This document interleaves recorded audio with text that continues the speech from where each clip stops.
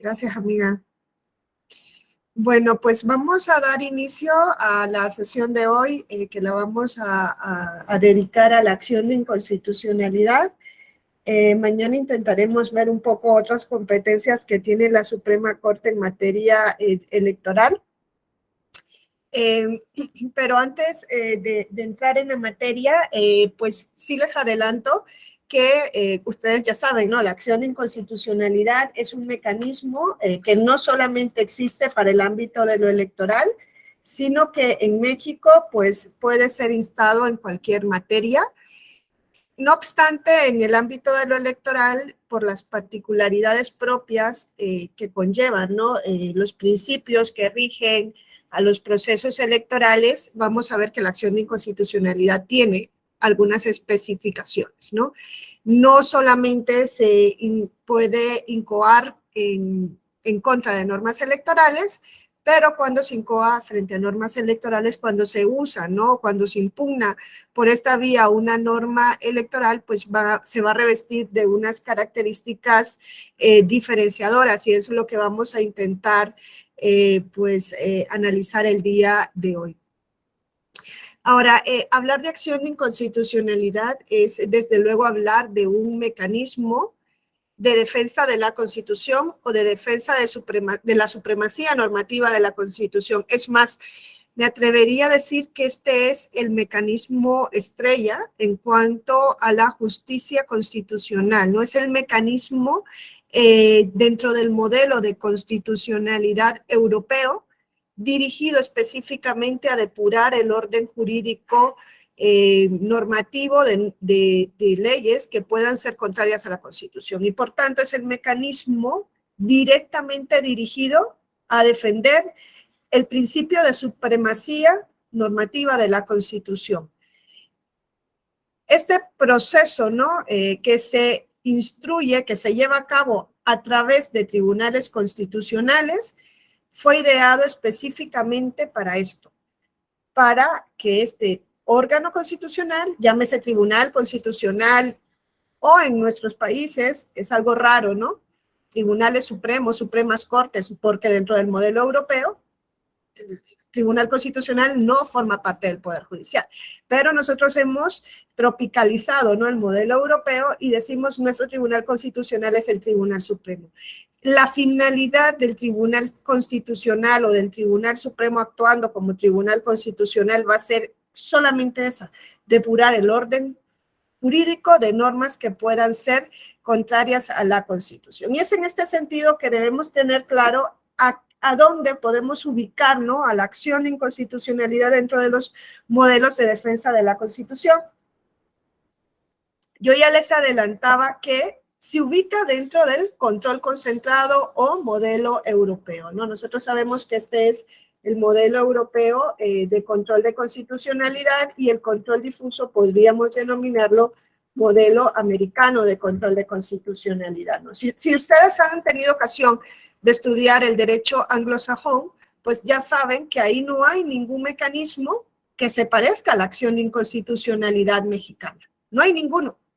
En Estados Unidos de América no hay un proceso a partir del cual determinados órganos legitimados puedan ir en una acción abstracta ante un tribunal, ante el Tribunal Supremo, pensemos, porque Estados Unidos no tiene un tribunal constitucional en el sentido estricto, ¿no?, como un tribunal autónomo. No puede ir ningún sujeto legitimado a decirle, tribunal, revisa esta norma que acaba de emitir el Poder Legislativo, pensemos, las cámaras, ¿no?, y revisa si eso no conforme a la Constitución.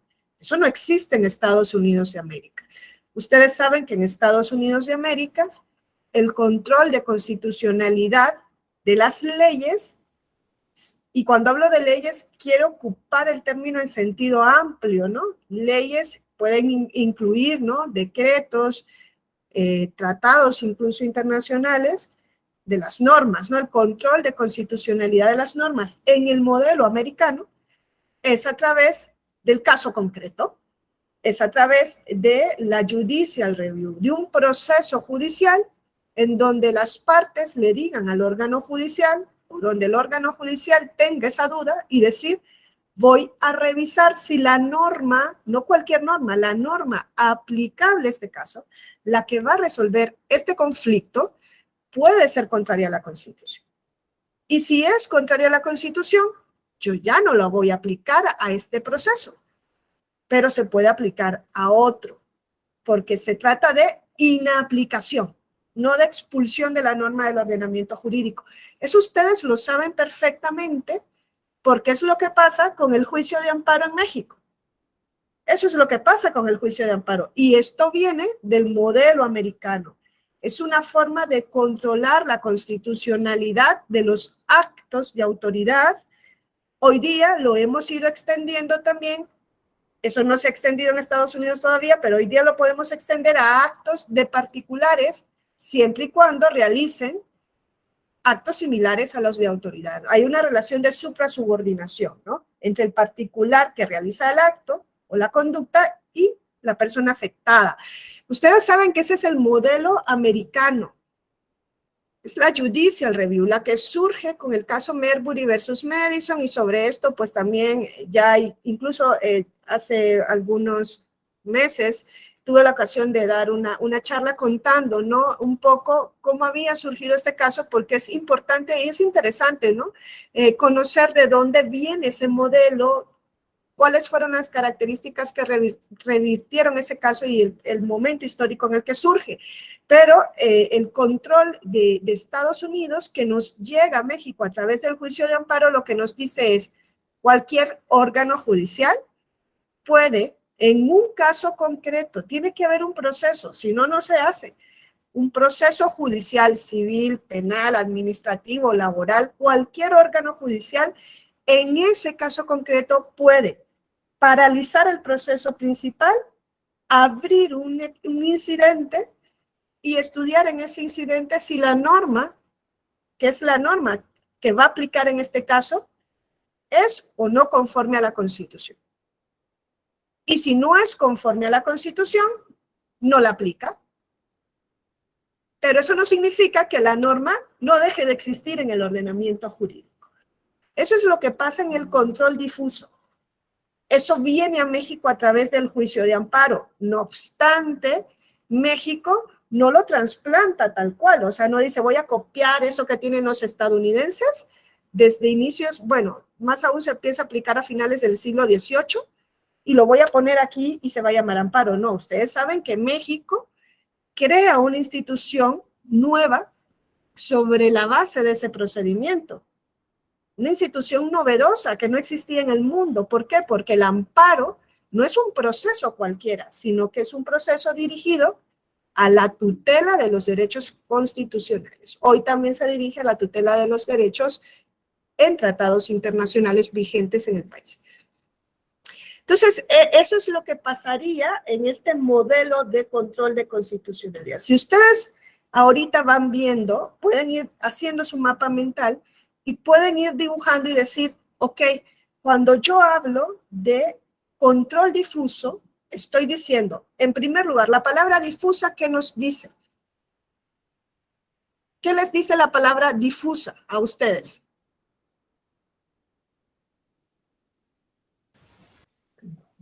Que está esparcido. Está esparcido, perfecto.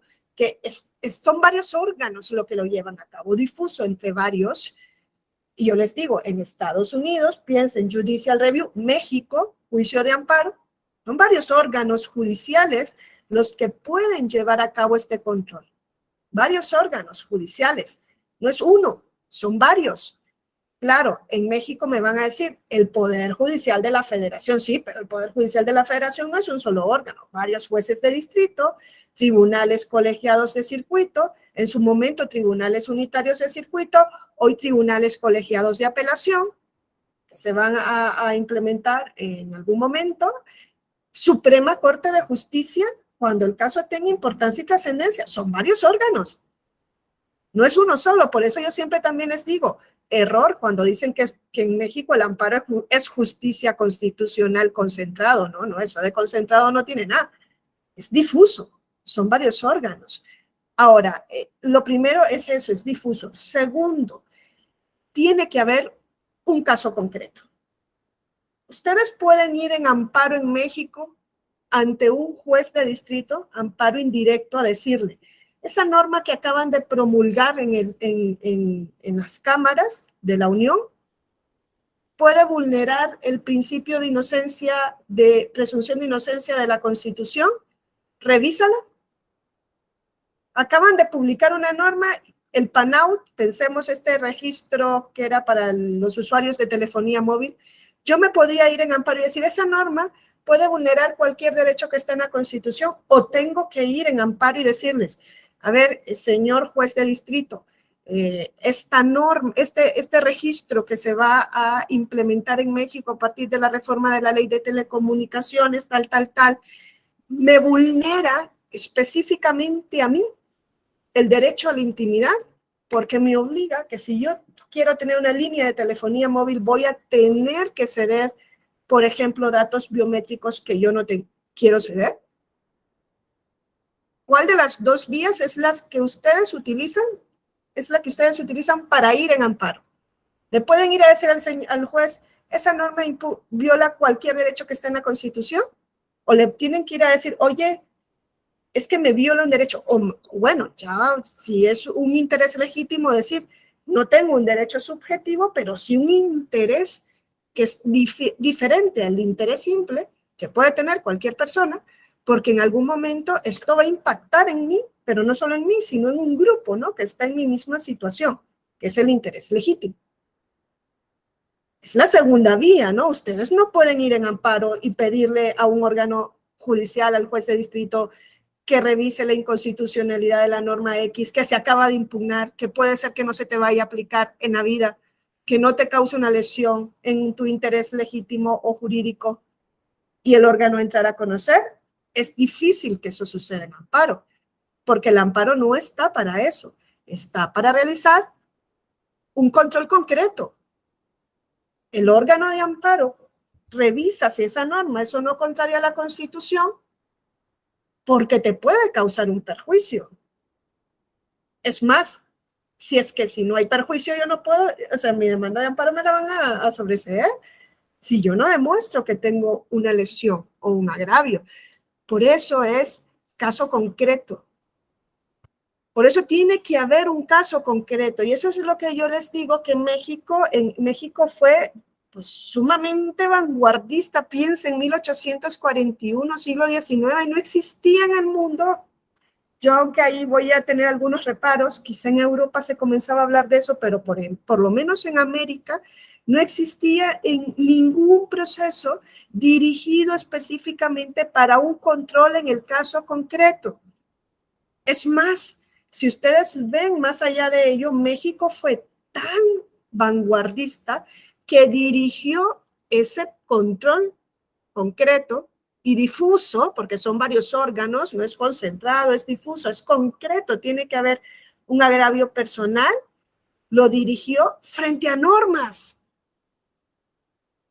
Yo no sé si ustedes no se han dado cuenta del poder que tienen los órganos judiciales a través de un juicio de amparo, de decirle al legislador, esa ley que tú promulgaste, yo no la voy a aplicar a este caso, porque es contraria a la Constitución. La posición del juez en ese momento se pone por encima del legislador.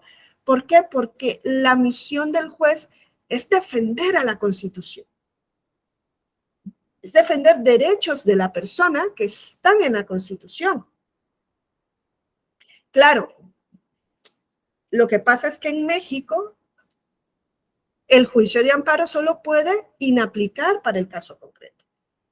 No se puede ir más allá, y el órgano judicial, díganme ustedes si puede en México un juez de distrito, un tribunal colegiado de circuito o incluso la Suprema Corte, en una sentencia de amparo, expulsar la norma del ordenamiento jurídico.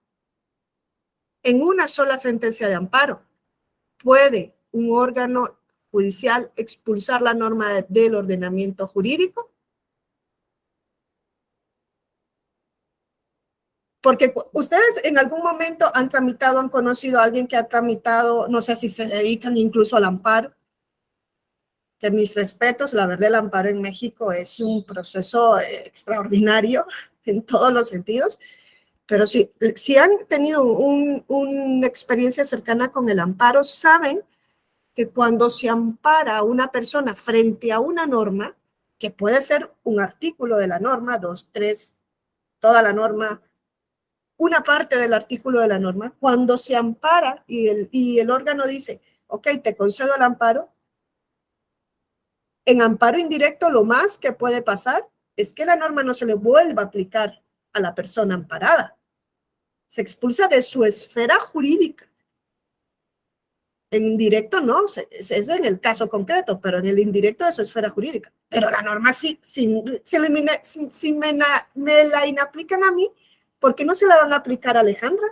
¿Por qué no se la van a aplicar a Claudia, a Aldo o a Gabriel?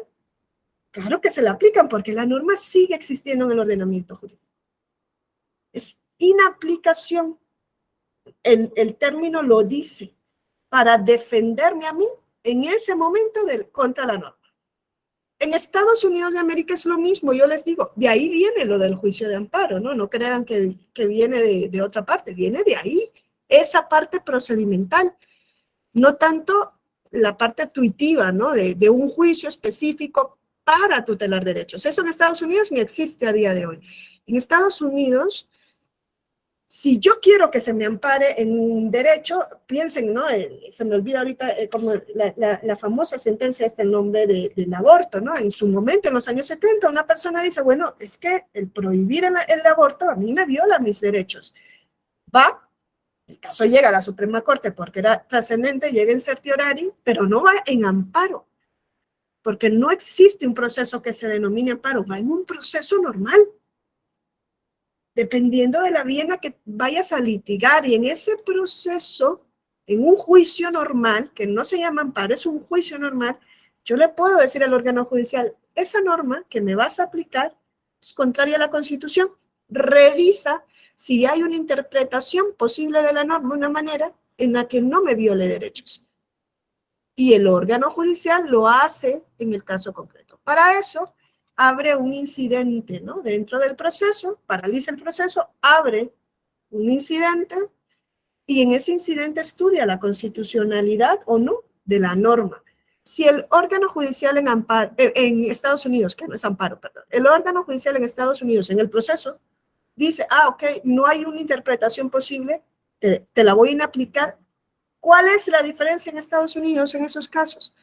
Que en Estados Unidos esos casos generalmente llevan en revisión a la Suprema Corte y ahí existe lo que se denomina precedente vinculante.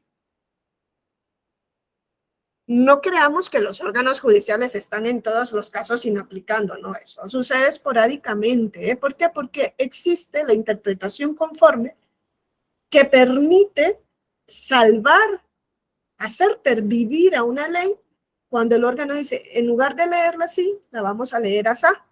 No, es el principio de interpretación conforme, en deferencia al legislador, para salvaguardar la vigencia de una norma. Cuando no es posible, generalmente esto, cuando se tiene que aplicar esto en Estados Unidos, crea un precedente vinculante que en México no existía y que va a existir hasta hace poco, ¿no? Cuando la Suprema Corte, conociendo de un amparo indirecto en revisión, en el cual se inaplique una norma por un voto, una mayoría de 8 votos de 11, mayoría cualificada, diga, esto es precedente vinculante. Ya no hay jurisprudencia por reiteración, ahora es precedente vinculante, pero claro, son 8 votos de 11. Nosotros sabemos cuán difícil es llegar a esa mayoría cualificada. Eso es lo que le faltaba a México en cuanto al control de normas a través del amparo. ¿Por qué? Porque, hombre, podían existir 100 sentencias diciendo que el Código Civil de una determinada entidad federativa es contraria a la Constitución porque, por ejemplo, no permite el matrimonio homosexual. Eso en su momento pasó en México. Podían existir 100, 1000, 2000, 3000, 5000 sentencias de amparo. El Código se seguía aplicando. Eso crea inseguridad jurídica. Lo que es inconstitucional para Hugo puede ser constitucional en mi caso, dependiendo de cómo el juez lo vaya a entender y valorar. Eso es control difuso. Ese es el control que ustedes tienen en juicio de amparo. Ese es el control difuso porque son varios órganos. Concentrado se le llama también, perdón, en el caso concreto se le llama también porque tiene que haber un caso concreto. Difuso y en el caso concreto.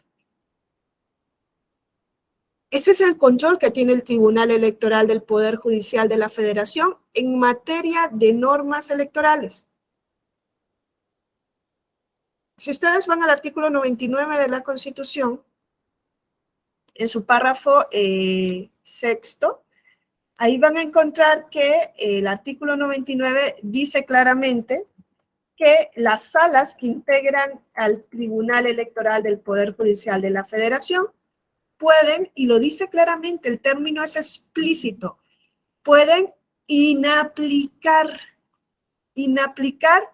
una norma electoral que sea contraria a la Constitución. Para el caso concreto. Entonces, el término nos lo dice todo. Estoy buscando el artículo 99 para que ustedes lo puedan ver. Porque eso que yo les estoy contando ahorita es lo que según la Constitución puede hacer el Tribunal Electoral cuando se impugne a través de un medio de los cuales es competente una norma electoral. Y cuando digo Tribunal Electoral, no solo digo sala superior, sino que digo todas las salas, me refiero a todas las salas que integran al Tribunal Electoral del Poder Judicial, todas las salas regionales y salas superiores. Dice el artículo 99, ¿no? El Tribunal Electoral será con excepción, fíjense, quédense con esto también, el Tribunal Electoral será con excepción de lo dispuesto en la fracción segunda del artículo 105 de la Constitución, la máxima autoridad jurisdiccional en la materia y órgano especializado del Poder Judicial de la Federación. Cuando dice con excepción de lo dispuesto en el artículo 95, fracción segunda, esto se refiere a la acción de inconstitucionalidad. El 105, fracción segunda, se refiere a la competencia exclusiva y excluyente que tiene la Suprema Corte en materia de acción de inconstitucionalidad. El artículo lo que nos dice es que el Tribunal Electoral es la máxima autoridad jurisdiccional en la materia, pero no en acción de inconstitucionalidad. El tribunal no puede conocer acción de inconstitucionalidad en materia electoral. Lo que va a hacer es control en el caso concreto. Porque la acción de inconstitucionalidad es control abstracto. Miren, una cosa es modelo difuso, varios órganos. Ahí está el control a través del amparo en México, y me atrevería a decir que también el del Tribunal Electoral son varias salas las que pueden realizar el control. No solamente es una, es difusa. Y es en el caso concreto, amparo, caso concreto. Yo tengo que alegar un perjuicio, una lesión. Yo tengo que decir, esa norma en algún momento me va a causar una lesión a mí, caso concreto. El control del tribunal también tiene que ser en el caso concreto. ¿Por qué? Porque se tiene que aplicar la norma electoral a alguien. Si yo voy en algún medio de impugnación a pedirle al tribunal que revise la inconstitucionalidad de esa norma, tiene que ser para el caso concreto que yo estoy impugnando. Entonces, ese es el modelo difuso que viene de Estados Unidos, es el del caso concreto. Luego nosotros vamos a ver el modelo concentrado, que es el modelo europeo, al cual se le llama también modelo abstracto. Aquí le podemos ir poniendo más características. Es el modelo abstracto. Y este es el modelo concreto. En el caso concreto y abstracto. Uno es concentrado, abstracto, otro es difuso, y en el caso concreto. Si los estoy enredando, me lo dicen, porque sé que puede ser lioso también entender, pero claro, no podemos entrar a analizar lo que es la acción sin saber de dónde viene y cuáles son sus características. Hay que meterlos en el México para que ustedes puedan identificar de dónde vienen todos estos mecanismos, que son mecanismos jurisdicción a través de órganos judiciales de defensa de la Constitución. Son mecanismos jurisdiccionales para hacer efectivo el principio de supremacía normativa de la Constitución. Nosotros no podemos decir y repetir, como si fuésemos máquinas, que la Constitución es la norma suprema de una nación, si el legislador la puede modificar de cualquier manera. ¿Cómo nosotros podemos decir, la Constitución es la norma suprema de la nación? Si puede venir el Ejecutivo a emitir un decreto y decir algo distinto de lo que la Constitución dice. Y no pasa nada.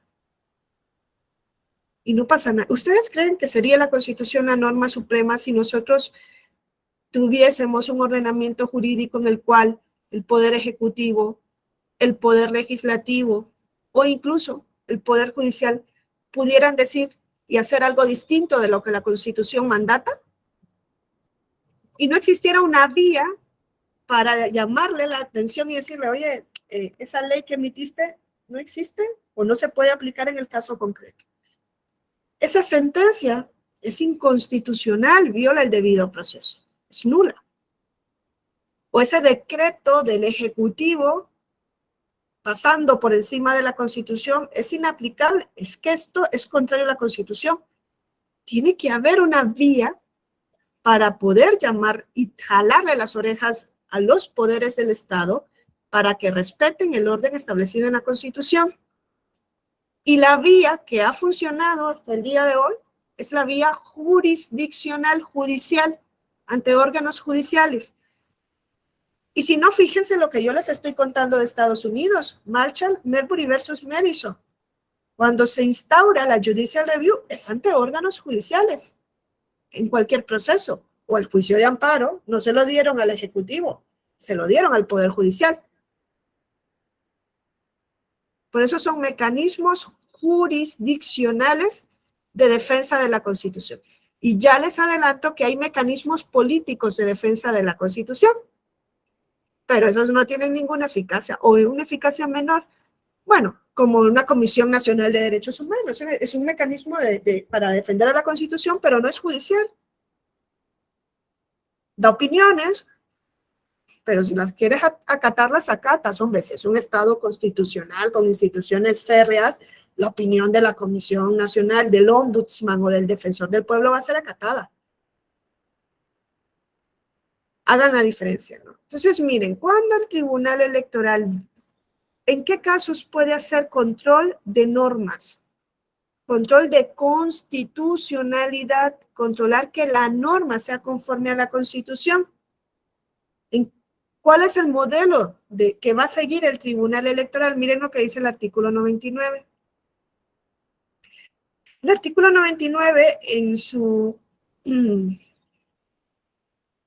párrafo sexto nos dice, sin perjuicio de lo dispuesto por el artículo 105 de la Constitución, les vuelvo a decir que en ese artículo 105 es donde está la acción de inconstitucionalidad, sin perjuicio de que existe la acción de inconstitucionalidad, las salas del Tribunal Electoral, las 6, podrán resolver la no aplicación de leyes sobre la materia electoral contrarias a la Constitución. Está clarísimo. No aplicación, inaplicación. ¿Qué modelo es ese? El modelo de control de constitucionalidad difuso y para el caso concreto que viene de los Estados Unidos de América. Difuso, las salas. Sala Regional Monterrey, Sala Regional Jalapa, Toluca, Ciudad de México, superior especializada. En el caso concreto pueden inaplicar una ley electoral que sea contraria a la Constitución. Es más, es que si hay dudas, la Constitución nos las aclara, dice, las resoluciones que se dicten en el ejercicio de esta facultad se limitan al caso concreto sobre el que verse el juicio. En tales casos, a la superior informará a la Suprema Corte que ha inaplicado en el caso concreto una norma electoral por ser contraria a la Constitución. Le informa solamente. ¿Me explico hasta este momento? Ese es control concreto. Inaplica para el caso concreto. La norma sigue existiendo en el ordenamiento jurídico. No expulsa la norma. Es lo que pasa en el juicio de amparo en México, es lo que pasa cuando el tribunal, o lo que debería pasar, porque yo luego les cuento casos donde el tribunal lo que menos hace es inaplicar para el caso concreto, aunque no lo dice así en la sentencia, prácticamente expulsa la norma. Es lo que nos viene del modelo americano de los Estados Unidos de América, de control de normas que sean contrarias a la Constitución por la vía judicial. Esto es la primera parte a la que yo me quería referir.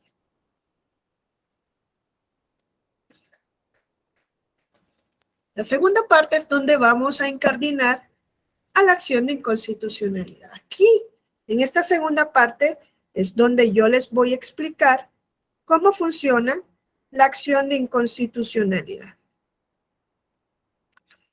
En otros sistemas, en España, por ejemplo, se le denomina recurso de inconstitucionalidad. En México se le llama acción. No sé yo cuál término es más correcto, quizá una acción es más correcta que un recurso, porque un recurso parece que yo estoy impugnando una decisión previa, ¿no? En cambio, acción es vía directa, ¿no? Un mecanismo procesal directo. ¿De dónde surge la acción de inconstitucionalidad o el recurso de inconstitucionalidad? Pues surge del modelo europeo de control de constitucionalidad de las normas o del modelo europeo de defensa del principio de la supremacía normativa de la Constitución, principalmente frente al legislador. Yo ahorita les acabo de contar el modelo americano a grandes rasgos, el de la Judicial Review de Estados Unidos, difuso y para el caso concreto. Ahora vamos a ver el modelo europeo, porque no surgen a la vez ni de la misma forma. Son dos modelos distintos. Las primeras constituciones que nosotros conocemos, contemporáneas, son del siglo XVIII.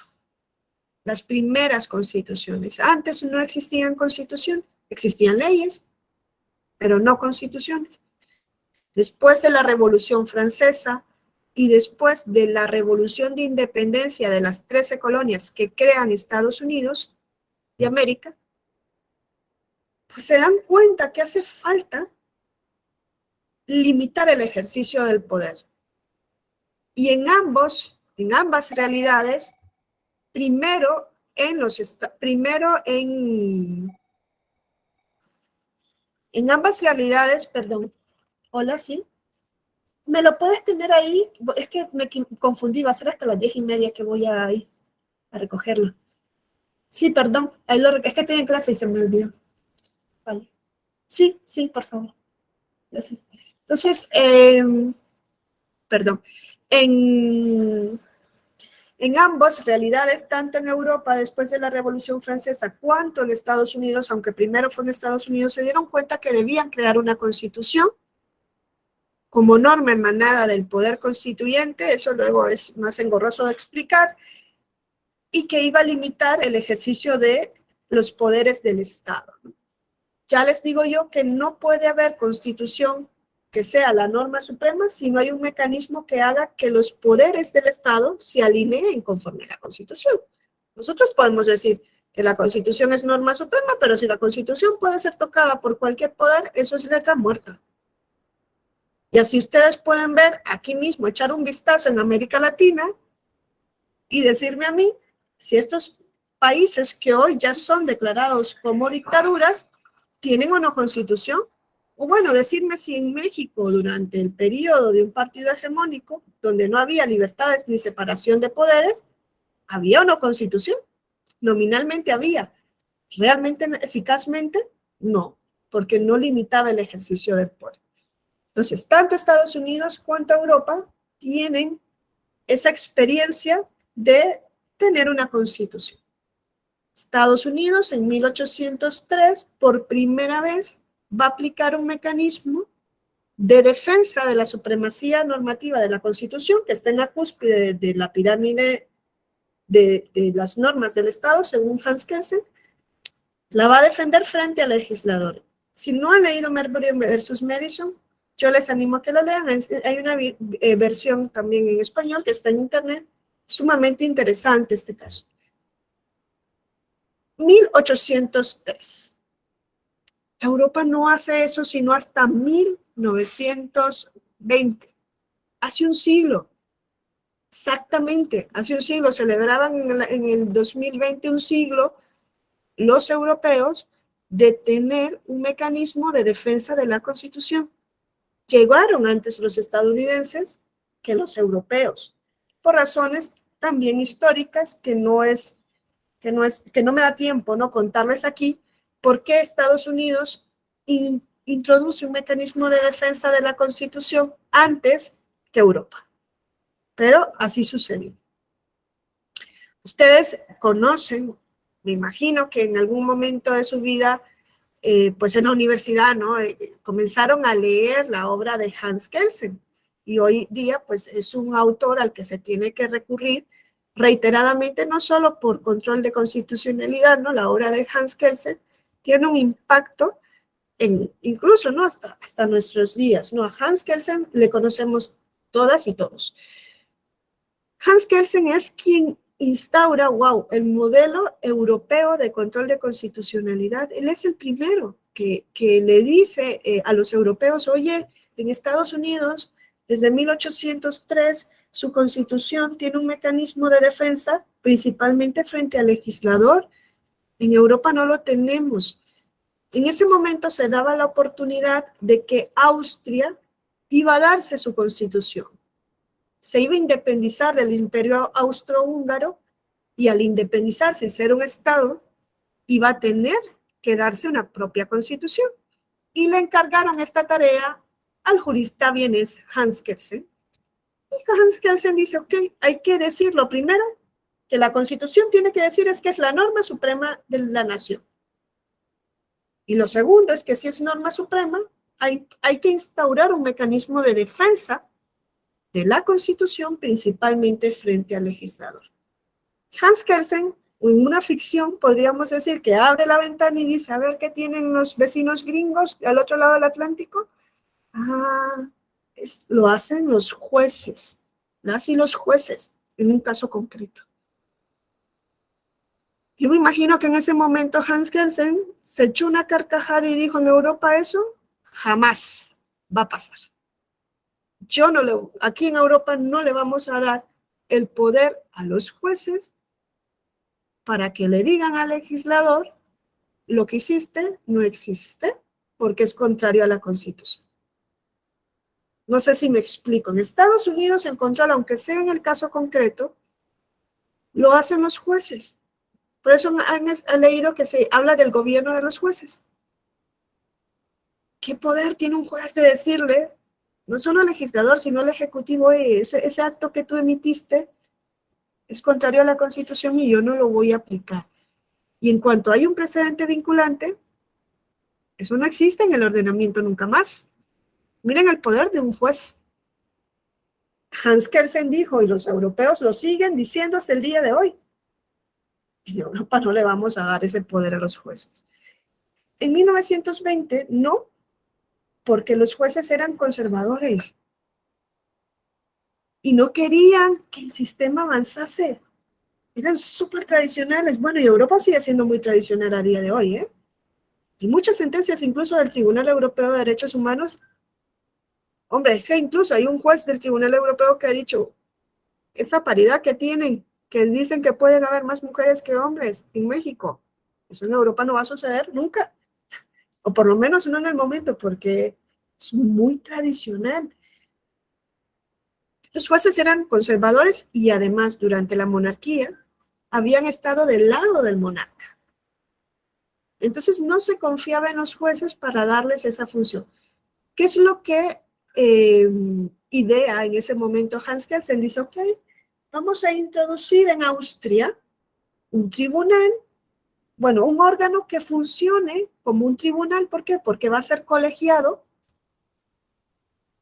que es donde vamos a ir directamente a decirle, esta ley que acaba de aprobar el Parlamento es contraria a la Constitución, revísala, que acaba de aprobar, que no me la tienen que aplicar a mí, que yo no te tengo que decir que me cause un perjuicio. Es que es en abstracto, no hace falta que la norma incluso sea aplicada en un caso concreto.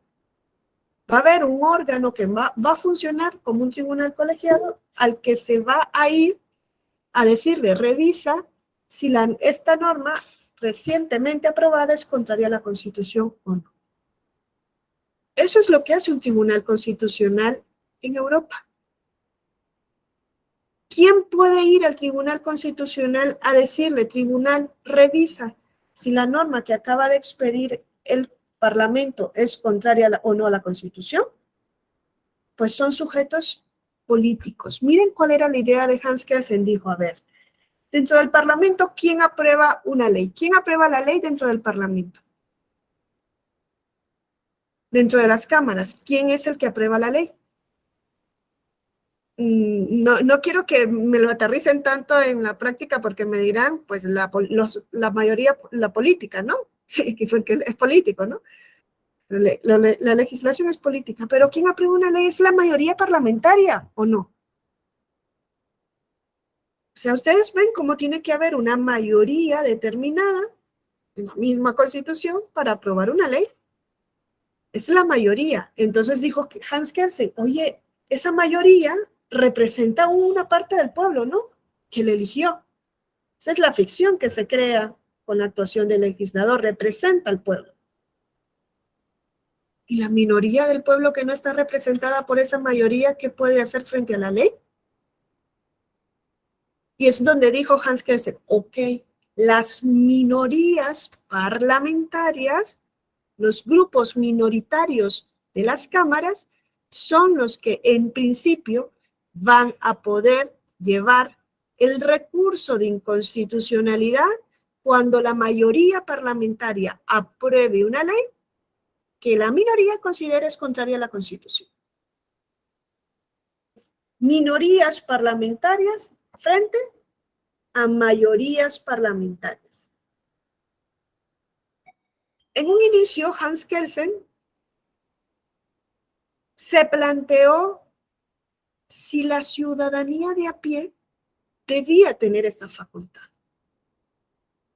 de ir ante el Tribunal Constitucional, ese órgano nuevo que estaba creando a manera de un tribunal, pero que no iba a ser tribunal, a decirle, la norma que acaba de aprobar las cámaras es contraria a la Constitución.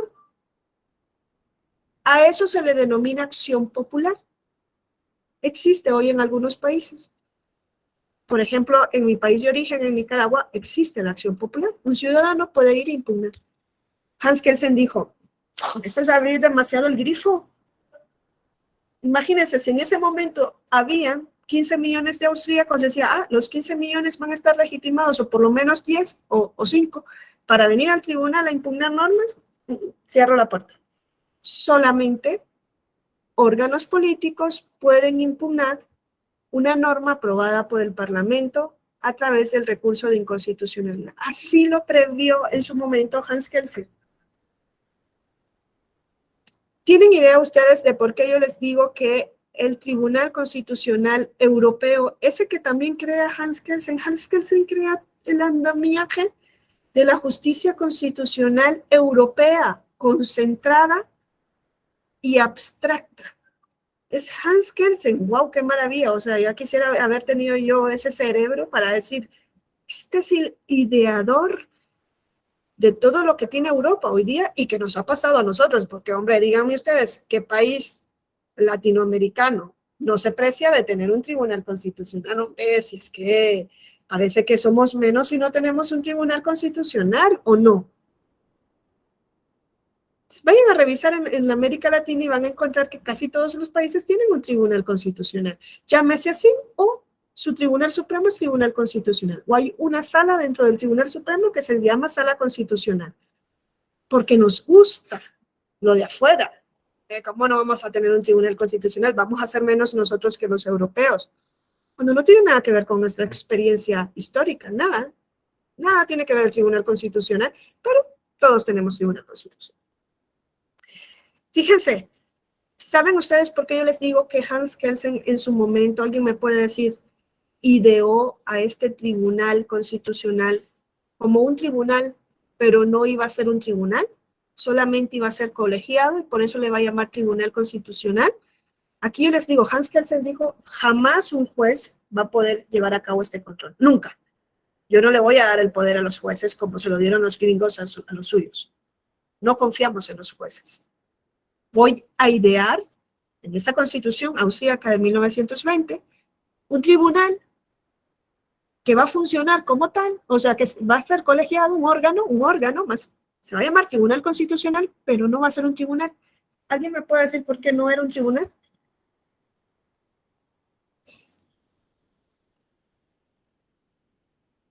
Porque él dijo, no va así, Miguel Ángel. Sí, probablemente porque no estaba constituido por la triada que refiere, y por otro lado también exponer aquí el tema del caso de los candidatos independientes cuando surge alguna ley o alguna reforma en la Constitución, ya sea general o local, que merma sus derechos humanos y que ellos no tienen la opción de acudir por la vía del derecho electoral para invalidarla. Entonces también se han visto casos donde procede el amparo indirecto en contra de las normas, precisamente para echarlas abajo. Claro, pero Miguel Ángel, el amparo de directo, indirecto y todo lo que es amparo no tiene nada que ver con el modelo europeo. Nada, ¿eh? El amparo tiene que ver con el modelo americano. Yo les acabo de decir que es difuso y para el caso concreto. El europeo no tiene nada que ver con eso. Miren, es más bien por esto. Él dijo, no va a aplicar la ley, no va a aplicar justicia a un caso concreto. Esa es la diferencia del Tribunal Constitucional con el modelo americano. Él dijo, mire, se va a llamar tribunal por llamarle tribunal, porque va a ser órgano colegiado, pero en sí va a ser un legislador negativo. ¿Se acuerdan que, o sea, en algún momento han escuchado que el Tribunal Constitucional entra a funcionar como un legislador negativo? Él dijo, su función no va a ser aplicar la justicia en un caso concreto. Aquí no va a venir ni Alejandra, ni Gabriel, ni Miguel, ni Aldo, ni Pedro, ni Luis, ni Paco, ni nadie a decirle, Tribunal Constitucional, resuélveme esta disputa que tengo y dame protección. No, dijo. Esa no va a suceder ante el Tribunal Constitucional. Ante el tribunal van a venir minorías parlamentarias, principalmente para impugnar normas aprobadas por las mayorías parlamentarias. Va a ser un legislador negativo, porque el Parlamento, legislador positivo, aprueba leyes.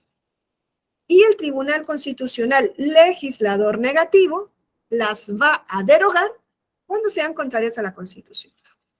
¿Ven cuál es la lógica del funcionamiento de un Tribunal Constitucional? El Parlamento aprueba leyes, el Tribunal Constitucional las va a derogar cuando sean contrarias a la Constitución. ¿Qué les dice a ustedes el término derogar? ¿Tiene un efecto la derogación para un caso, para dos o para todos? Si se deroga una norma, ¿el efecto de la derogación es para un caso o para todos los casos? Sí, Hugo.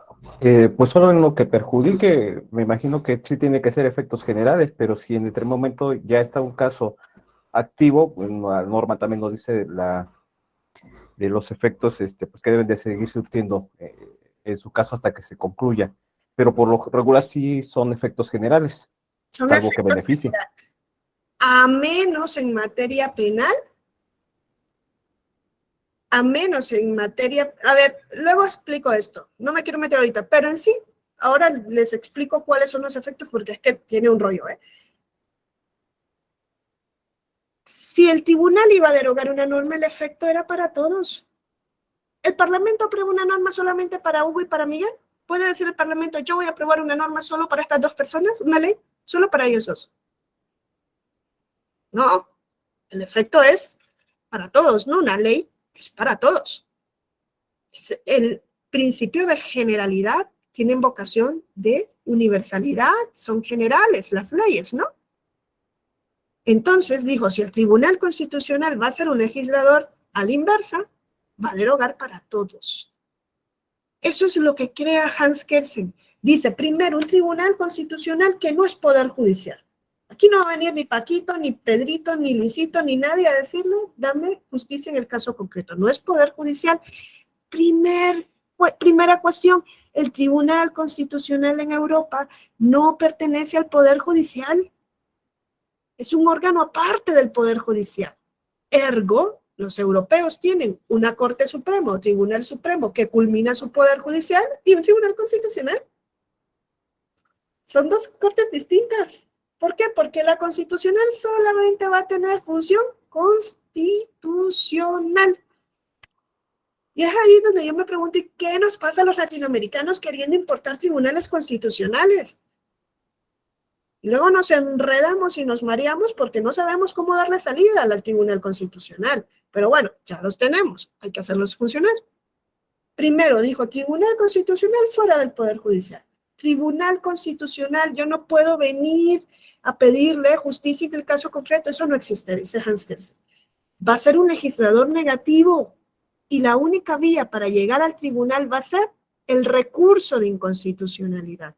Y el sujeto legitimado para interponer ese recurso van a ser las minorías parlamentarias frente a leyes aprobadas por mayorías. Y también va a conocer de conflictos de competencia entre órganos. Vayan haciendo el paralelismo con México. Vayan haciendo el paralelismo con México. Lo que aquí se llaman controversias constitucionales, en Europa se les denomina conflictos de competencia. Lo conoce el Tribunal Constitucional y nadie más. Esas eran las dos competencias de un Tribunal Constitucional. Y el Tribunal Constitucional iba a existir para depurar al ordenamiento jurídico de normas contrarias a la Constitución. Que eso en Europa era, la sangre bendita del mundo, porque en Europa el principio era la soberanía del Parlamento. Y venía a decir ahora, es que la ley del Parlamento va a poder ser revisada por un Tribunal Constitucional, ¿quién es el soberano? Y un Tribunal Constitucional que no pertenece a ningún poder del Estado, ni al Ejecutivo, ni al Legislativo, ni al Judicial, pero que puede controlar al Ejecutivo, al Legislativo y al Judicial.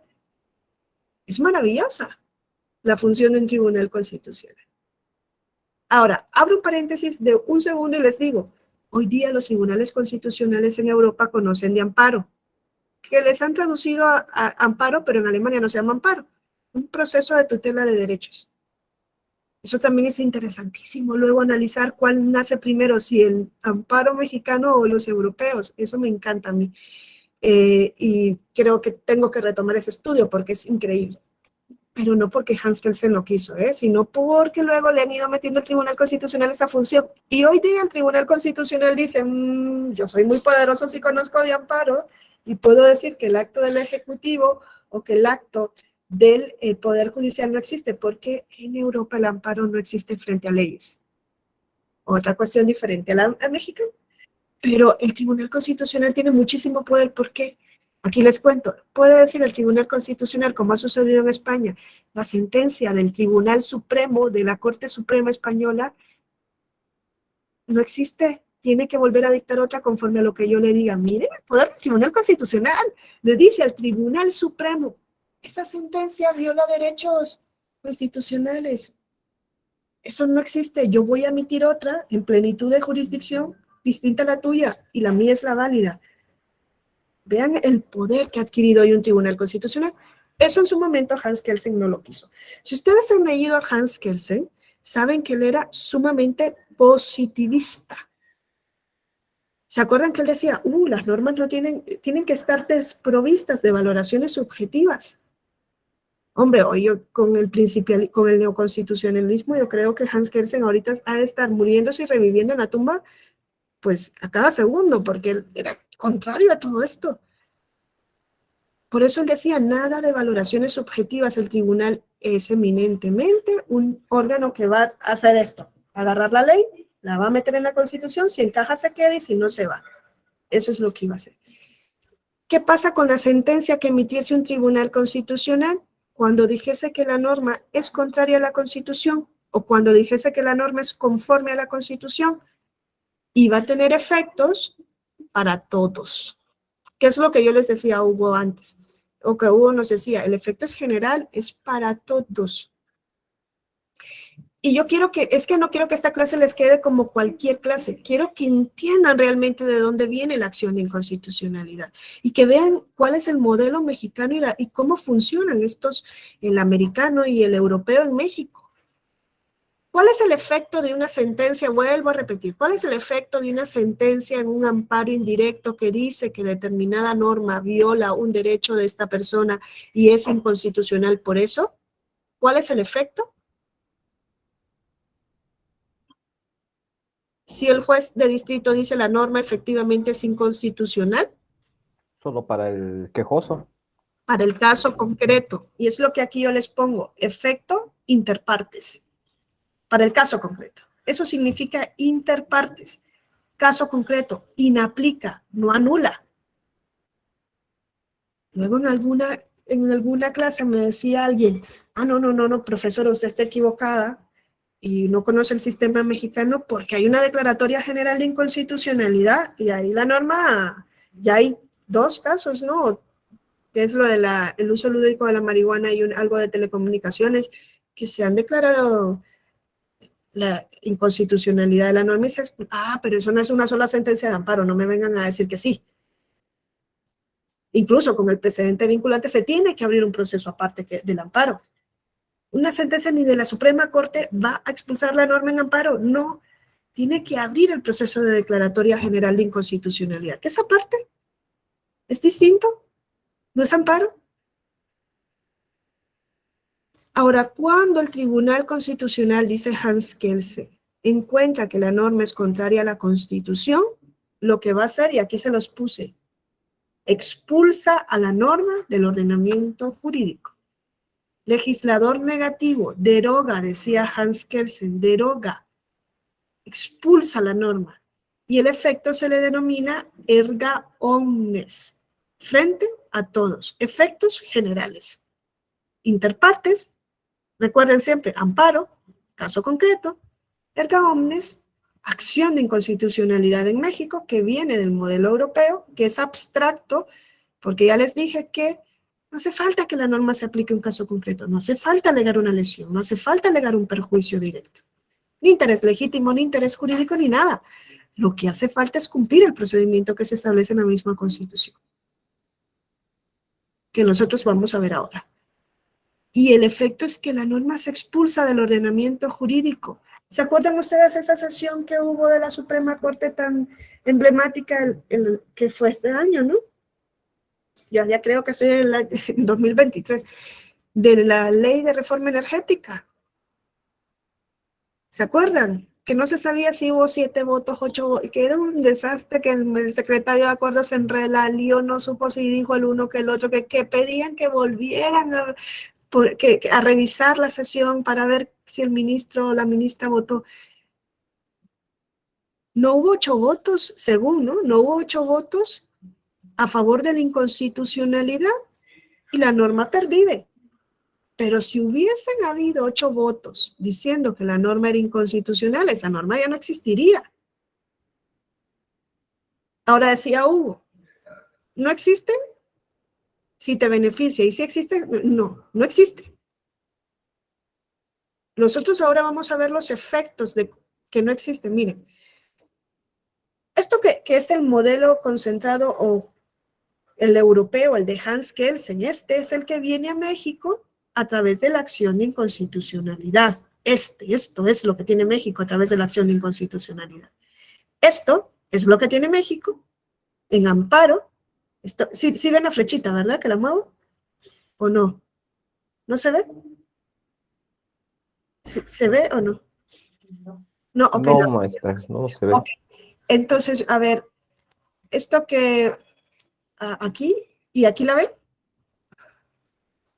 No, vale. Esto que subraya. Ahora sí ya se ve. Sí, Okay. muy tenue. Vale, pero esto que subrayo ahorita en amarillo es la acción de inconstitucionalidad en México. Eso es la acción de inconstitucionalidad. El modelo europeo, lo que Hans Kelsen crea, claro, no crean que eso se mantiene y no se va desarrollando. Lo que Hans Kelsen hizo en 1920 se ha venido actualizando a día de hoy. Han habido cambios desde lo que Hans Kelsen hizo, pero en materia pura es lo que se mantiene. Esto es acción de inconstitucionalidad. Esto de aquí, que está en verde, es amparo. Y es lo que debería hacer el Tribunal Electoral cuando realiza el control de normas en los medios de impugnación de su competencia. Y aplicarla para el caso concreto, tiene que haber un perjuicio, tiene que haber un sujeto que venga y le diga, mire, esta es la norma, me la aplican a mí, me causa una lesión. Eso es lo que pasa, y el efecto de que la norma sea inconstitucional, según el órgano que conoce, es de inaplicar en el caso concreto. Siempre háganse ese esquema mental. Esto es amparo, esto es tribunal electoral a través de los medios de impugnación. Esto en amarillo es acción de inconstitucionalidad, que en México es de competencia exclusiva y excluyente de la Suprema Corte de Justicia de la Nación. Si la Suprema Corte, por una mayoría de 8 votos, dice la norma es contraria a la Constitución, no hay nada que hacer. Se expulsa. Aquí, como quiero contarles, para que ustedes sepan, se los voy a contar, ¿no? Aunque Hans Kelsen en su momento dijo en 1920, si el tribunal dice que la norma es contraria a la Constitución, la anula. Es distinto que declararla nula, anular.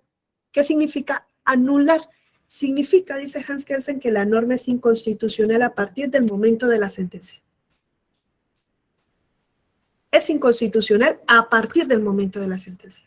Es anulada en ese momento. Y significa que desde ahí hacia el futuro, la norma no se puede aplicar. Efecto ex nunc, hacia el futuro. Es ex nunc. ¿Y si la norma se aplicó en el pasado? Eso ya no se toca, decía Hans Kelsen, porque es anulabilidad. La sentencia del tribunal es constitutiva. Constituye la anulabilidad de la norma. No sé si me explico. Eso es lo que decía Hans Kelsen en 1920. Hoy día en Europa no es así.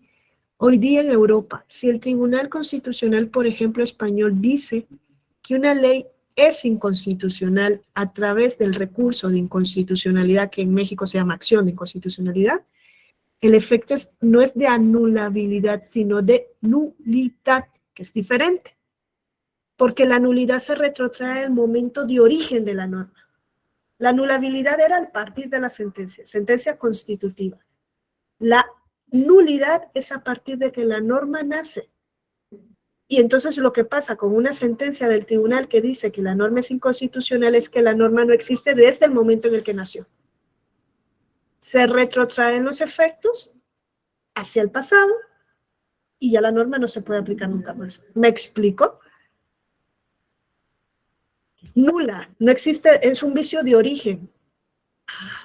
Pero pronto en Europa se dieron cuenta que esto era un desastre, esto iba a crear un relajo, porque imagínense, declararon nula en España una norma de impuestos. No sé si era del IRPF, del IVA o no sé qué. Y viene el tribunal y dice la norma es inconstitucional. Claro, el Estado español dice, entonces la norma no existió nunca. Y todos los efectos, todos los impuestos que cobramos desde que tuvo vigor hasta la sentencia del tribunal, lo vamos a tener que devolver. Imaginan el marronazo en el que se metió el tribunal y el Estado y dijo, no. Entonces es inconstitucional, pero no es nula. Y hay una forma ahora que usa Alemania, que usa España y dice, en algunos casos la norma puede ser inconstitucional, pero no nula, porque no va a tener efectos hacia el pasado, solo hacia el futuro. Eso es, cuando estudian el constitucionalismo dicen, es que quien crea la norma hace la trampa. O sea, han dicho también eso, ¿eh? Ahora, Hugo nos decía algo importante, porque en los efectos hay que tener cuidado. En Europa, hoy día, y eso sucede también en México, si la Suprema Corte en México, por ejemplo, dice, la sentencia es inconstitucional, es nula, desde el origen, la ley es inconstitucional, es nula, desde el origen no existe. Hay efectos hacia el pasado. Pero si la ley ya se aplicó a un proceso judicial que ya tiene, que pasó por autoridad de cosa juzgada, Me explico lo que les digo. La ley es nula, pero ya hubo varios procesos donde se aplicó y esos procesos ya fenecieron o sea, ya pasaron por autoridad de cosa juzgada. ¿Vamos a reabrir el proceso? Y dicen los españoles, no.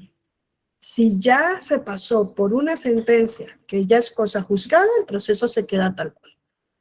Porque si no vamos a crear inseguridad jurídica, salvo, y es lo que decía Hugo, salvo que la declaración de nulidad beneficie a la persona que ha obtenido una condena penal y si abrimos un nuevo proceso y no le aplicamos esa ley, esa persona va a tener una sanción o una pena menor.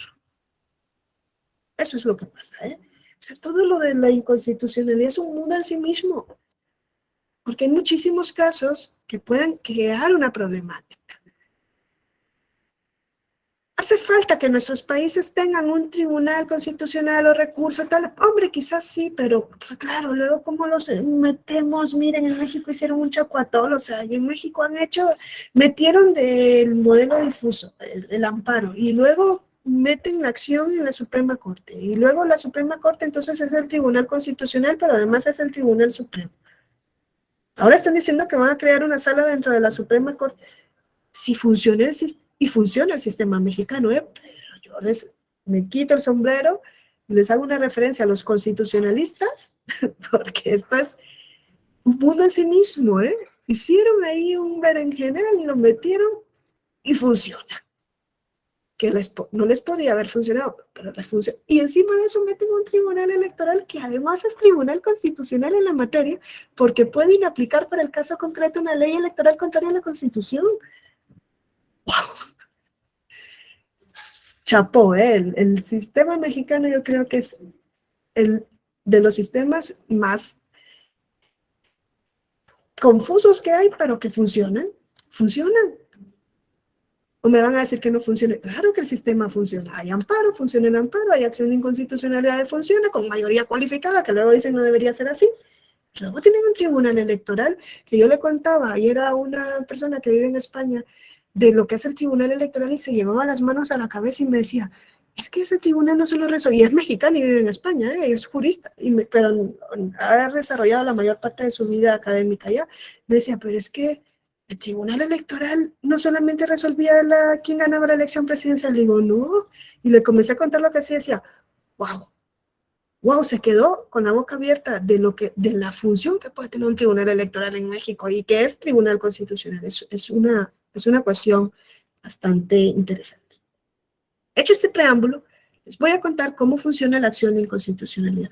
Pero ustedes ya saben que la acción de inconstitucionalidad viene del modelo europeo, no viene del modelo americano, que tiene características del modelo europeo que son propias, que surge a partir de 1920 a través de la Constitución austríaca, que lo idea Hans Kelsen, que dice Hans Kelsen no va a ser un tribunal en el sentido de que no va a aplicar justicia para caso concreto, sino que va a ser un legislador negativo, solamente va a derogar normas cuando sean contrarias a la Constitución, que dice quienes están legitimados para venir en acción de inconstitucionalidad son determinados sujetos políticos, minorías parlamentarias, que nos dice el efecto de la declaración de inconstitucionalidad es frente a todos, que luego han cambiado los efectos, que ya no es de anulabilidad, sino de nulidad, y que hoy día, les digo, el Tribunal Constitucional Europeo ya no es un legislador negativo, sino que ustedes han escuchado también en varias charlas, incluso de la Escuela Judicial,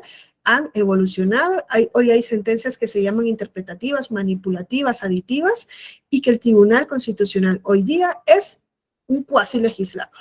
Es un legislador negativo y yo me atrevería a decir no es un cuasi legislador, es un cuasi constituyente. ¿Por qué? Dice lo que la Constitución no dice, o todo lo contrario, la Constitución dice lo que el Tribunal Constitucional dice que dice. ¿O no? Sin hacer falta una reforma de la Constitución. El poder del Tribunal Constitucional es increíble. Y cuando se junta el poder del Tribunal Constitucional en un Tribunal Supremo, eso es bomba. Eso es bomba. El Tribunal Constitucional es el que hoy nos dice lo que dice la Constitución. Mire, un ejemplo y pasamos a la acción de inconstitucionalidad. En España, el artículo constitucional decía El matrimonio es entre hombre, mujer y varón. ¿Qué leo yo? Matrimonio, institución, mujer y varón. Se acabó. ¿Qué es mujer? Nosotros sabemos. ¿Qué es varón? Nosotros sabemos. ¿Que eso es un constructo social que puede cambiar? Ok. Pero viene el tribunal y dice, ahí donde la Constitución dice que el matrimonio es entre mujer y varón, yo voy a decir que es entre personas. Porque en 1978, que la Constitución se dicta en España, no existía el adelanto que tenemos hoy día en materia de diversidad sexual y de derechos humanos. Dicen mujer y hombre, pero yo leo personas y así se queda. Y el matrimonio entre personas del mismo sexo es conforme. Que eso yo estoy completamente de acuerdo, hombre. Pero que el tribunal dice lo que la Constitución no dice en ese momento, que podían haber dicho, vamos a reformar la Constitución, ¿no? Y ahí donde dice mujer y hombre vamos a decir personas. Ah, no, mejor que lo haga el Tribunal Constitucional. No sé si me explico. El tribunal tiene un gran poder, porque eso lo debería ser el poder de reforma de la Constitución. Pero no, lo vienen haciendo en la mayor parte de los países los tribunales constitucionales. Y vienen introduciendo cuestiones que la Constitución no lo dice expresamente. En donde hay una omisión de la Constitución y en donde debería haber una reforma constitucional, el tribunal ha adquirido el papel de legislador y de constituyente positivo. Y bueno, pasamos a lo que es la acción de inconstitucionalidad en México.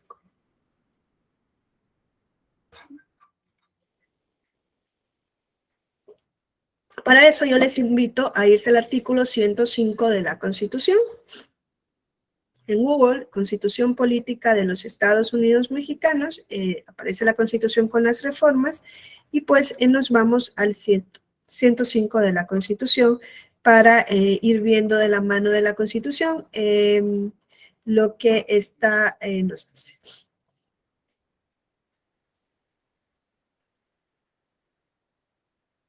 Es que como no puedo poner el buscador aquí, no tengo que buscar manualmente, a ver si lo puedo hacer aquí. Bueno, entonces, como les decía, la acción de inconstitucionalidad está en el 105 de la Constitución. No es ahí, y ahora la presento. 105, fracción segunda, porque en la fracción primera lo que encuentran son las controversias constitucionales que en el derecho comparado se les denomina conflictos de competencia. Controversias constitucionales o conflictos de competencia.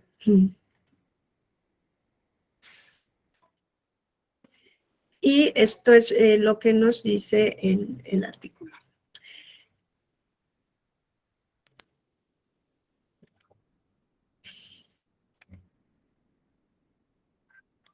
A ver.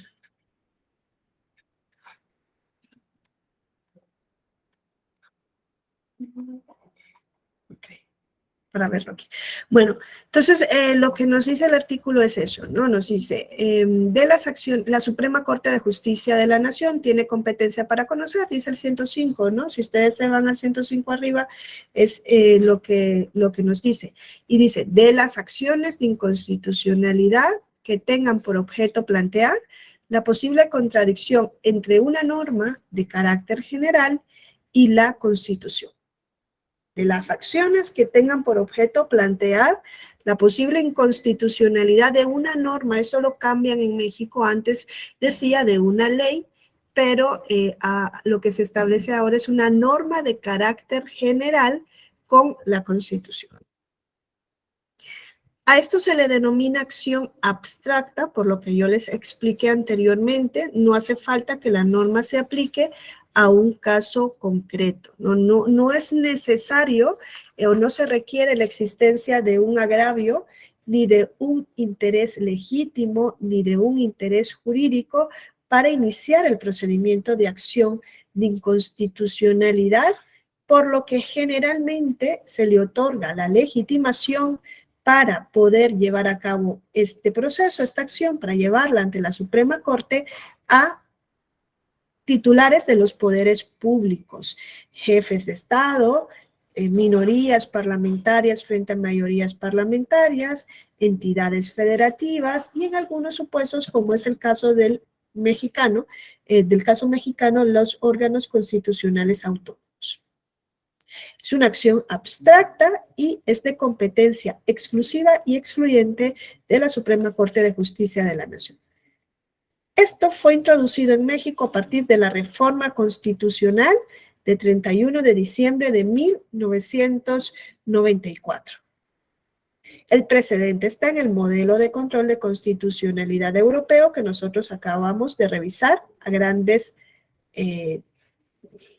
sesgos, ¿no? O sea, acabamos de medio darle una revisada a ese modelo.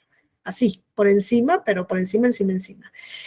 Y la finalidad, como les decía, es que las minorías parlamentarias puedan impugnar ante los órganos de justicia constitucional, en este caso, ante la Suprema Corte de Justicia de la Nación, que hace las veces de un tribunal constitucional en México, disposiciones legislativas aprobadas por mayorías parlamentarias. Esa es la razón de ser de la acción de inconstitucionalidad, que minorías parlamentarias puedan impugnar pues, normas aprobadas por las mayorías parlamentarias.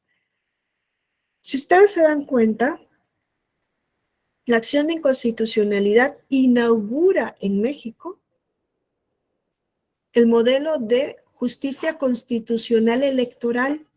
Es la que inaugura en México el modelo de defensa de la Constitución frente a normas electorales. Antes no existía esa posibilidad en México y es bastante llamativo que desde 1824, con su primera Constitución, hasta 1994, fíjense, casi 2 siglos, no había en México la posibilidad de impugnar por inconstitucional una ley electoral. No la hubo, no había manera. En México el amparo es improcedente en materia electoral. Siempre les cuento que hubo un caso que fue el amparo denominado Amparo Morelos en 1874.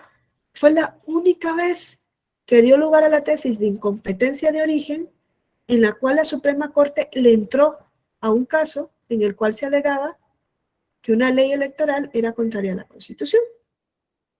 Un solo caso.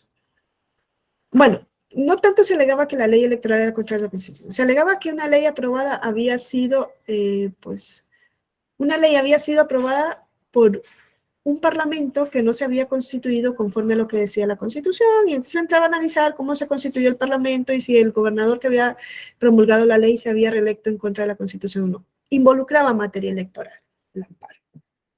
Pero salvo ese Amparo Morelos, en México era pecado capital hablar de la posibilidad de controlar lo electoral a través de lo judicial.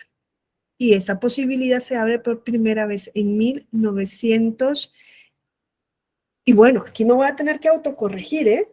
Y fíjense que me autocorrijo antes de terminar porque pues estaba metiendo la gamba, el pie.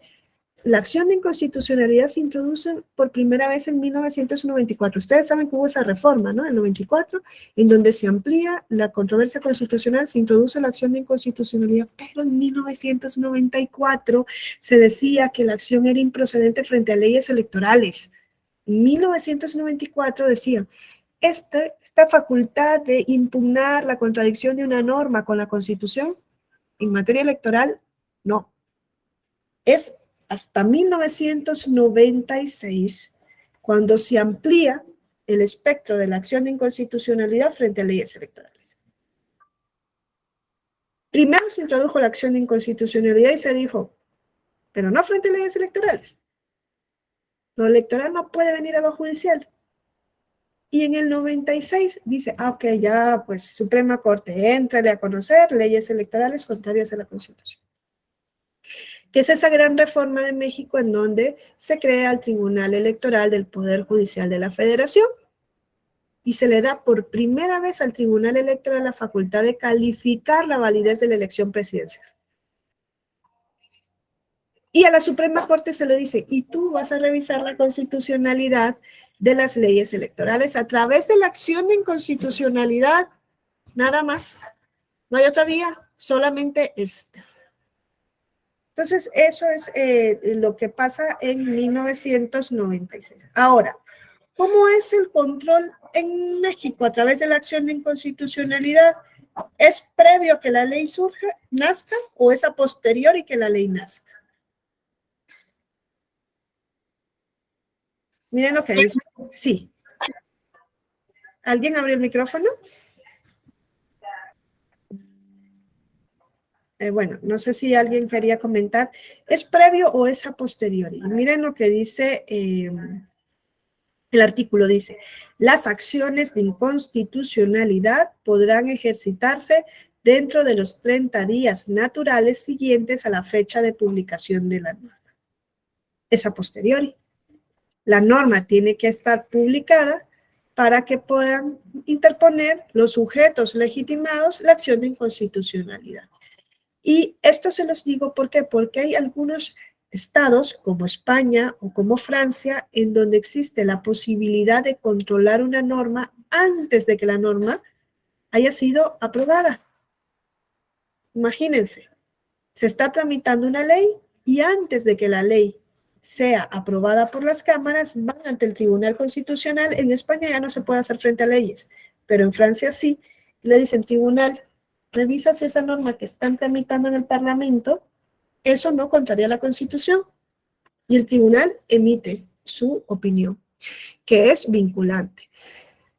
En España existió esa posibilidad frente a leyes orgánicas, pero en algún momento dijeron, eso es una invasión del Tribunal Constitucional frente al acto del legislador, porque pues no le dejan ni siquiera que la ley nazca. Abortan la ley prácticamente, ¿no? Hoy día en España se permite el control previo solo de tratados internacionales. Es decir, si España va a firmar un tratado internacional, hay un mecanismo para que determinados sujetos, entre ellos el gobierno o alguna de las cámaras, el Congreso con una mayoría o la Cámara del Senado, puedan ir ante el Tribunal Constitucional antes de que se firme el tratado por parte del Estado español a decirle, oye, revisa si este tratado entra en conflicto con nuestra Constitución. ¿Existe esa posibilidad en México?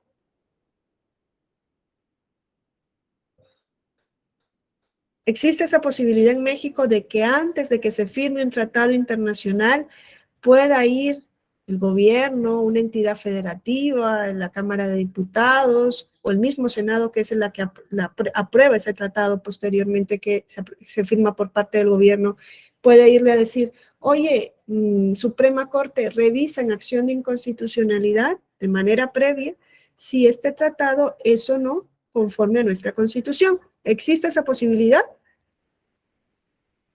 No existe.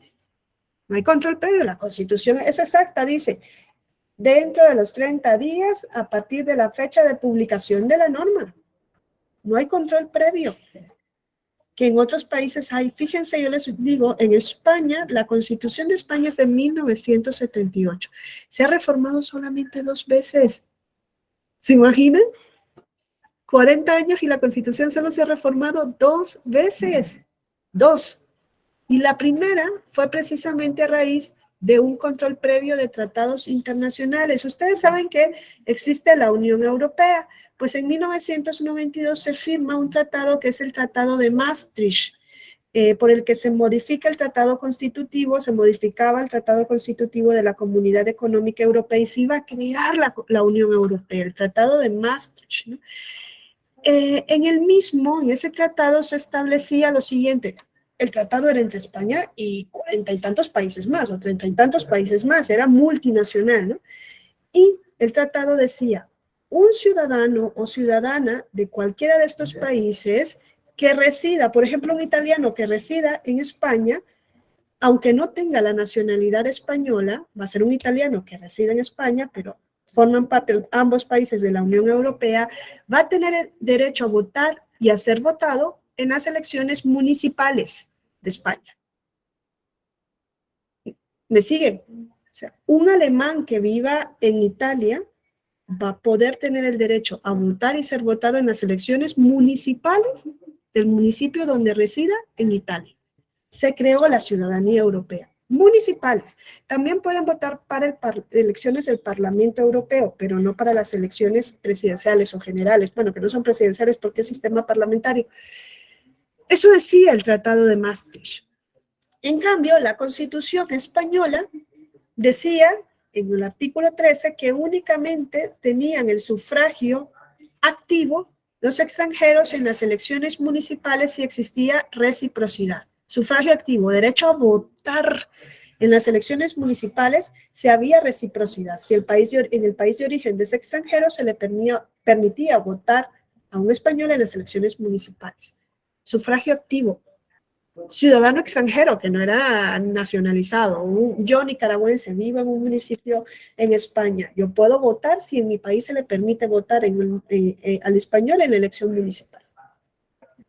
Claro, cuando se firma el Tratado de Maastricht, eso que dice que cualquier ciudadano de la Unión Europea en una elección municipal va a poder votar y ser votado, dicen el Tribunal Constitucional, esto entra en conflicto con la Constitución. ¿Qué haces cuando un tratado entra en conflicto con la Constitución? Firmas el tratado con reservas, con denuncias, ¿no? Una renuncia, o sea, renuncias a esa parte del tratado, o no firmas el tratado, o modificas el tratado para que se adapte a la Constitución. Pero claro, España era un tratado multinacional que le iban a decir, a ver, todos ustedes modifiquen ese tratado multinacional porque o modificas a la Constitución para que se adapte el tratado. Y es lo que hizo España. Modificó, es una de las reformas, de las dos reformas que han habido, modifica en el 92 su Constitución para adaptarla al tratado. Pero el control fue previo. ¿Qué pasa en México si un tratado internacional es contrario a la Constitución y eso no se demuestra posteriormente?